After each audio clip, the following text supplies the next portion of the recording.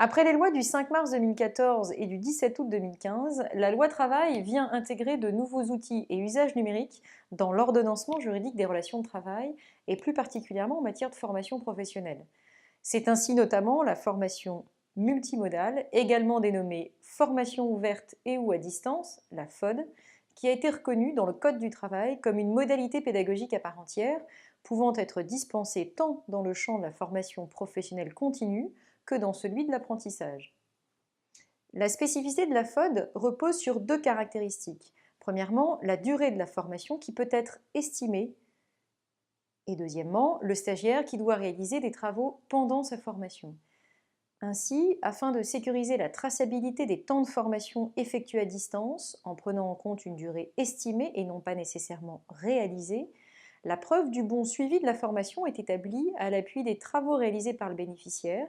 ainsi que des évaluations qui auront été effectivement réalisées par l'organisme de formation. Dans le cadre d'une formation digitale, l'assiduité du stagiaire ne peut être justifiée que par des feuilles d'émargement. En effet, ces dernières disparaissent nécessairement au profit de justificatifs d'assiduité qui sont demandés par les financeurs et notamment les OPCA. À cet égard, les textes réglementaires pris en application de la loi du 5 mars 2014 ont précisé les types d'informations et les documents permettant de démontrer la réalité des séquences de FOD. Et ça, c'est très spécifique par rapport à des formations en présentiel. Ainsi, l'établissement d'un programme pédagogique comportant un certain nombre de mentions particulières, ainsi que la formalisation d'une attestation d'assiduité indiquant la durée estimée de la formation, le nombre et la nature des travaux rendus par le stagiaire,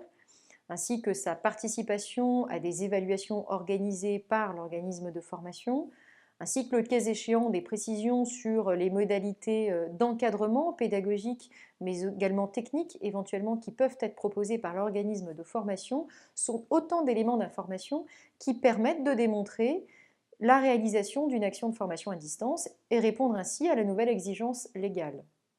Alors attention, pour l'organisme de formation, il conviendra de veiller à conserver les pièces justificatives, autrement dit les travaux réalisés par le stagiaire et les évaluations par l'organisme de formation pendant une durée d'au moins 4 années à l'issue de la formation. Cette durée correspond à la durée pendant laquelle l'organisme de formation pourrait être contrôlé par l'administration au regard de son activité de formation professionnelle.